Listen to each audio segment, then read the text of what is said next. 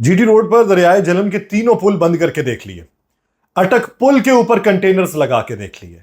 रावलपिंडी की तमाम शाहराहों को बंद करके देख लिया।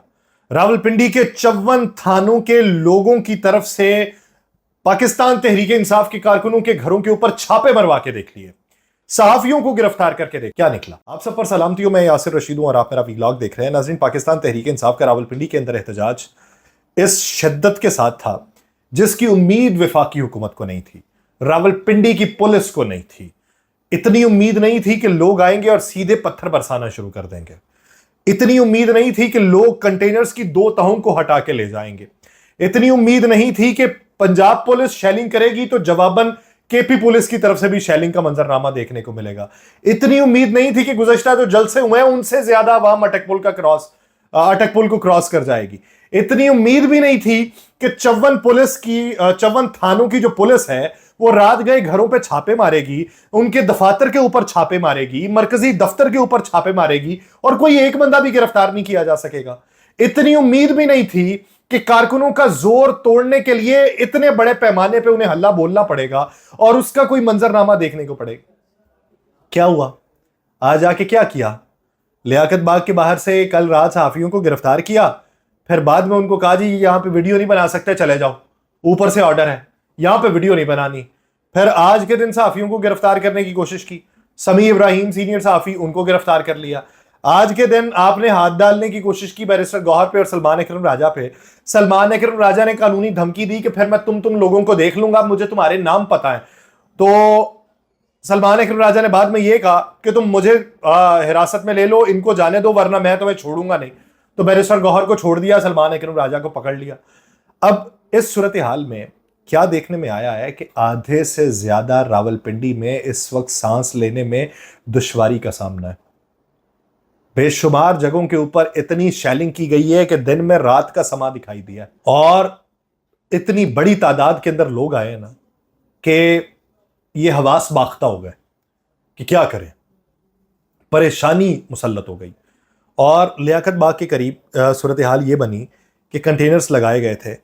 तो दूसरी जगहों पे जो कंटेनर्स थे ना, यानी अटक पुल के ऊपर जो कंटेनर थे, वो जो 3 पुलों के ऊपर दरियाए झेलम जीटी रोड के साथ वाले जो है, उधर जो 3 पुलों के ऊपर कंटेनर थे, वो कंटेनर यानी ट्रेलर से उतार के नीचे जमीन पे रखे हुए थे और यहां पे जो कंटेनर्स थे वो अभी गाड़ियों के ऊपर ही थे। ये वैसी ही सूरत हाल थी कि लास्ट टाइम जब अली अमीन गंडापुर आए हैं तो वो टोल प्लाजा क्रॉस करना था, तो आगे कंटेनर खड़ा था, तो वहां से पूछा गया तो पता चला, वो ड्राइवर से बताया कि हमें तो 2 दिन पहले से यहाँ पे रोक के रखा हुआ है, हमारी चाबियां ले गए हुए हैं, हमारे कागजात ले गए हुए हैं।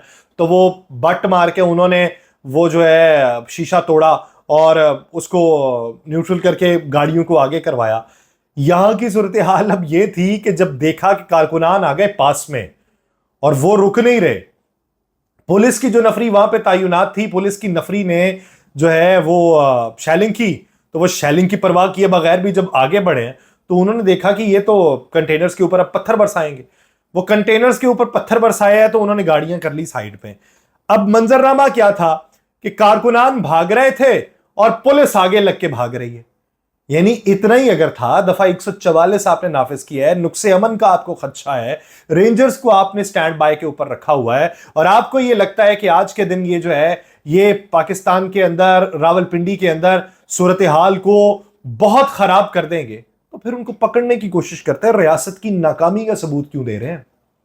पुलिस आगे लग के भाग रही है और पीछे से वो जो कारकुनान भाग रहे हैं उनके लिए वो पुलिस जो है वो पाकिस्तान की पुलिस नहीं है, उनके शायद वो इंडिया की पुलिस है। कहते काफरों का साथ दे रही है, उनको भी तप चढ़ी हुई है, वो भी उनके पीछे पड़े। अब यहां पे हमें यह देखने को मिला कि कवरेज करने बेशुमार साफी गए हुए थे।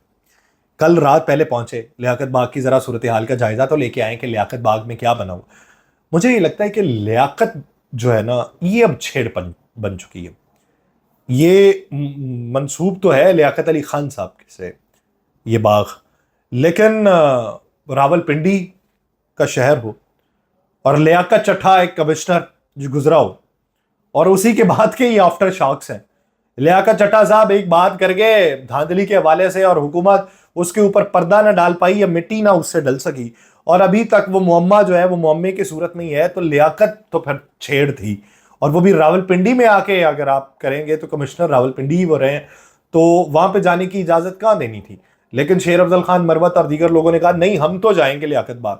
अब सहाफी कुछ गए, जिनमें से यूट्यूबर्स भी कुछ थे, वो कुछ गए कि वहां की सूरत हाल का जायजा लें कि भाई यहाँ पे है क्या, कितने इंतजाम है, कितने ताले पड़े हुए हैं। वो गए तो पुलिस वालों ने पकड़ लिया। पुलिस वालों ने जब पकड़ा है तो उन्होंने उनसे पूछा कि भाईजान हमें क्यों पकड़ा, किस चक्कर में, किस केस के अंदर पकड़ा। तो पुलिस ने जवाबन कहा कि देखें जी हमें ऊपर से ऑर्डर है, यहां की जो है आप फुटेज नहीं बना सकते, आपको यहाँ की फुटेज नहीं बनाने देंगे हम। तो उन्होंने कहा जी गिरफ्तार क्यों किया। उन्होंने कहा जी सिर्फ समझाने के लिए कि यहाँ की फुटेज ना बनाए, आप यहाँ से चले जाए। अब कल भेज दिया। अब कल भेजने के बाद जब आज बड़ी तादाद में जो है लोग फिर पहुंचे कवरेज के लिए, तो आज समी इब्राहिम साहब वहां पे पहुंचे हुए थे। अब समी इब्राहिम साहब को या तो ये है कि वो पुलिस वाले ना जानते हो, तो या फिर उन्हें ये लगा होगा कि समी इब्राहिम पाकिस्तान तहरीक इंसाफ के काफिले को लीड कर रहे हैं, तो समी इब्राहिम साहब को भी आज गिरफ्तार कर लिया गया। इसके अलावा कल रात जो छापे मारे, मैंने कल ये बात की थी कि 1000 के करीब कारकुनों को गिरफ्तार करने का प्लान है, लेकिन जब आप एक ही फॉर्मूले के तहत एक ही आपका हरबा हो जिसे आप आजमाना चाहें, यानी रात गए घरों के ऊपर छापे मरवा दें, रात गए डेरों के ऊपर छापे मरवा दें, रात गए दफातर के ऊपर छापे मरवा दें, वहां से लोगों को गिरफ्तार कर लें, तो जब यही स्ट्रेटजी होगी ना, तो फिर जो अगला है जिसको आप पकड़ने जाते हैं वो भी स्ट्रेटजी उसी तरीके से तरतीब देता है। वो भी अब रात को घरों में नहीं होते, वो भी दफातर में नहीं ठहरते, उन्होंने भी अपने घरों को ताले लगाए होते हैं, वो भी रूपोश हो जाते हैं, वो भी हुलिया बदल देते हैं। अब जिस मुल्क के अंदर पार्लियामेंट लॉजेस से एमएनए अपना हुलिया बदल के निकल जाए और उसे हुलिया बदलने का आर्ट आ चुका हो, तो वहां पे जब एमएनए ये सोच रहा है तो कारकुन क्यों नहीं सोचेंगे। जिस एमएनए को ये डर है कि आप उसे उठा लेंगे, उससे अपनी बात मनवा लेंगे और वो एक हिकमत अमली को तरतीब दिए हुआ है, तो फिर कारकुनान जो है वो तो देंगे। अब पिंडी के अतराफ की जो सूरत हाल थी कि बाहर बाहर रखेंगे इन लोगों को, वो अब अंदर पहुंच चुके हैं, अब पिंडी के अंदर मौजूद हैं।